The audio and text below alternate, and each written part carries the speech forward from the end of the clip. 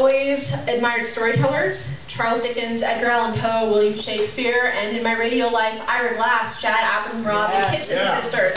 I love storytellers. I have always wanted to be a storyteller, but I've run into a few problems with that over the years. I don't so much think of myself as a storyteller as I do a coin I've turned called a story thinker.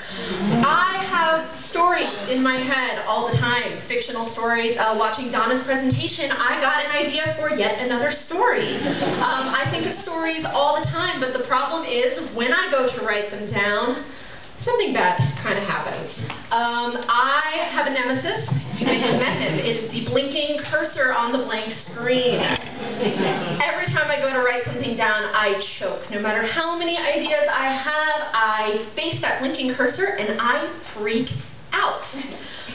Some people may think of this as writer's block. I don't know. I always thought of writer's block as the lack of ideas, which I have plenty of. But to me, this is writer's block. However, I want to be a writer. My job requires that I am a writer. So I've got to write. I've got to figure out how to do this. So I work through this writer's block each and every day. It is game on for me.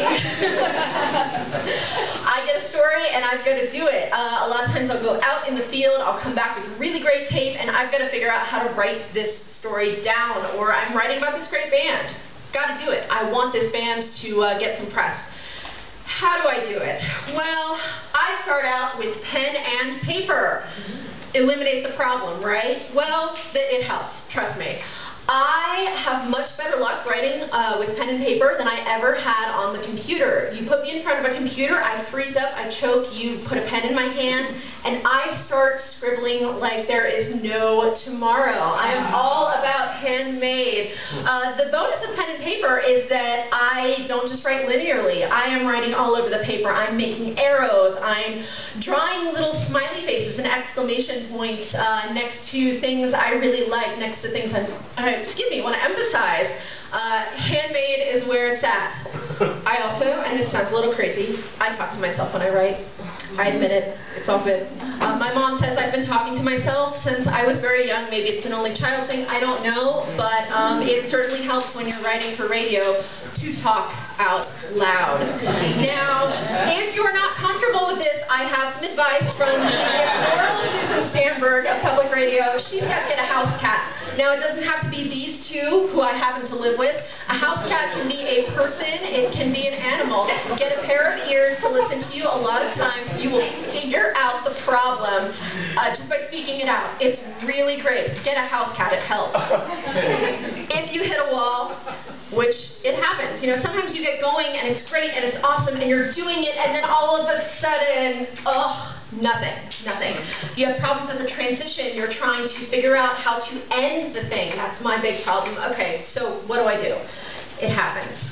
I do the dishes. I put in laundry. I try to do things that don't require a lot of thought but are getting me away from the problem at hand. Dishes, laundry, maybe do some vacuuming, maybe go take some files back to the other room if I'm at work, something.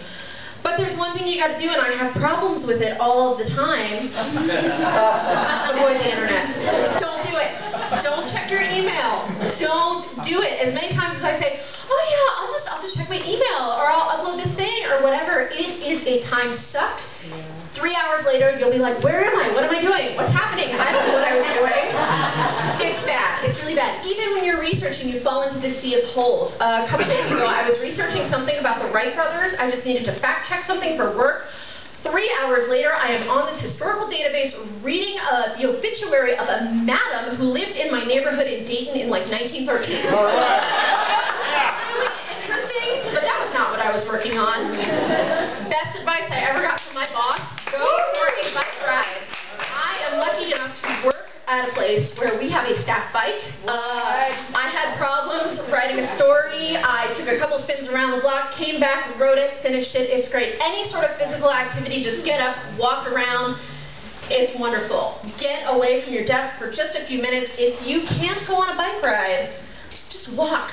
Just back and forth in the hallway, you know, it helps. Get your body moving. Your brain will be cleared. You will be so much happier. You will come back renewed. It'll be awesome. The one trick is don't give up. Just keep writing. I went for 3 years not writing anything of substance. I used to write poetry all the time. I used to write fiction. I stopped. The problem is it's really hard to get started again. Stopping doesn't do anything. So just keep writing.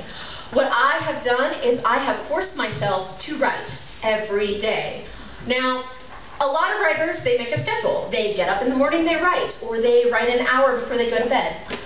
In my life, it doesn't so much work because my schedule's really unpredictable. My goal is just write at some point every day. You have to do it. Make it a thing you check off your list each and every day.